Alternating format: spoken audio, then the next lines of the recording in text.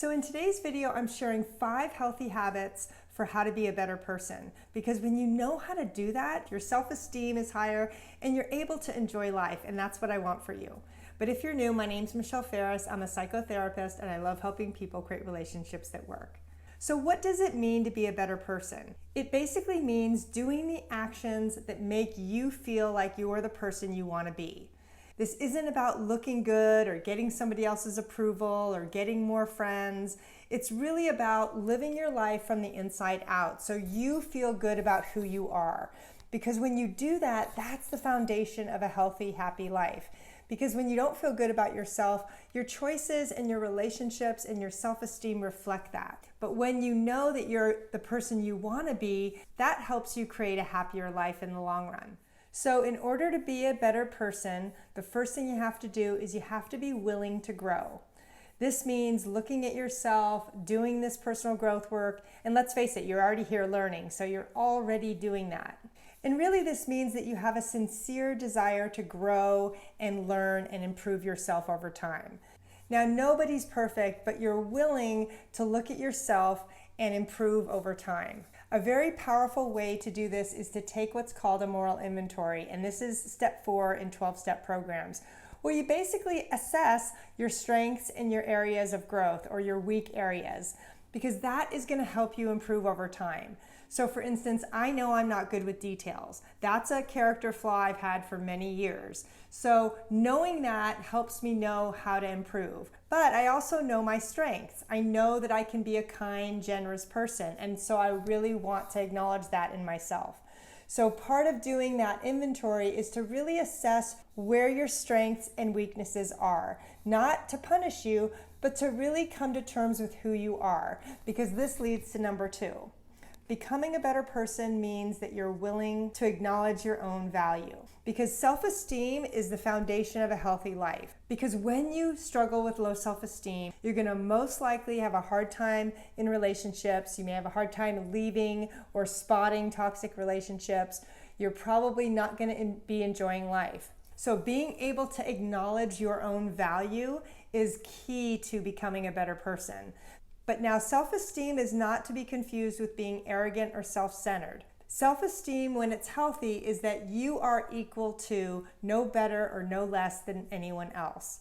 You know who you are and you're okay with it, mistakes and all. And that actually helps us become a better person because we go into the world feeling like we are enough. And that creates a lot more positive connections and positive feelings towards ourselves and other people. Because without that healthy sense of self, you're not going to think you deserve good things. You're not going to be able to leave a toxic relationship because you feel like you don't deserve any better.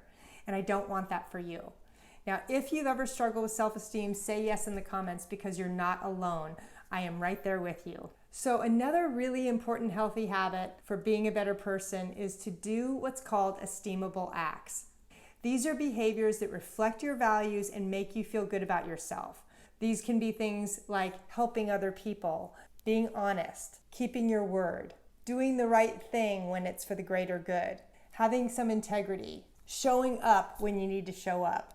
Those are all actions that make us feel proud about who we are. So part of being a better person is doing actions and behaviors that make us feel good about ourselves, because that is going to make life easier. And it's going to also help your self-esteem stay high. But it also makes life easier because you're living your values. You're living what is important to you instead of putting your own needs last. Now again, this doesn't mean you're perfect. This doesn't mean you do the right thing 100% of the time.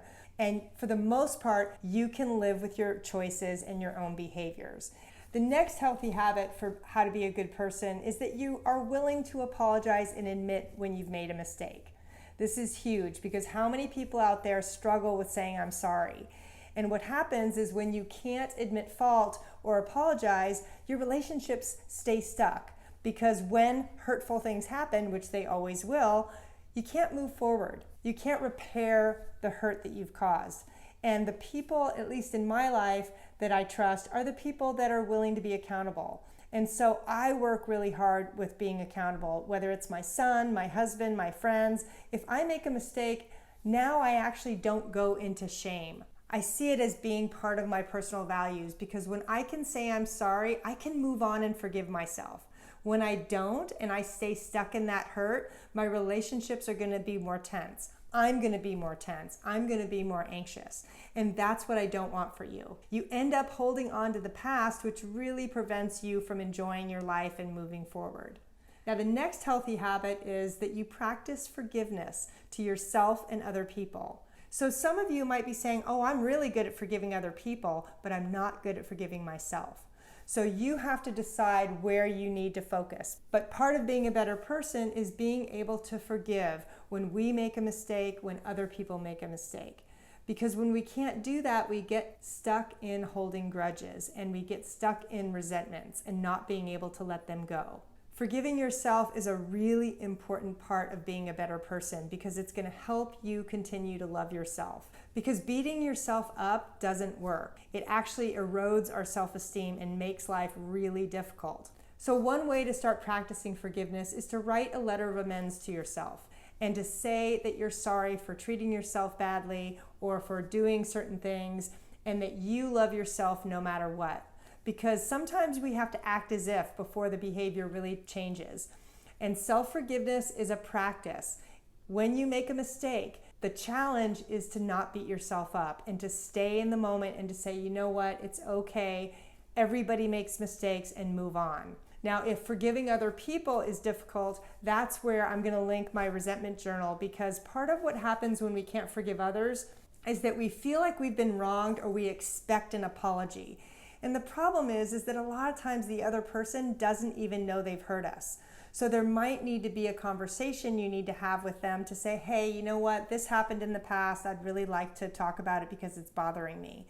That's a way you can get to forgiving others, because you can stand up and advocate for what didn't work for you so that you can start to heal. Now, your next step is to go watch my video on healing resentments, because that's your next step in your growth. Thanks so much.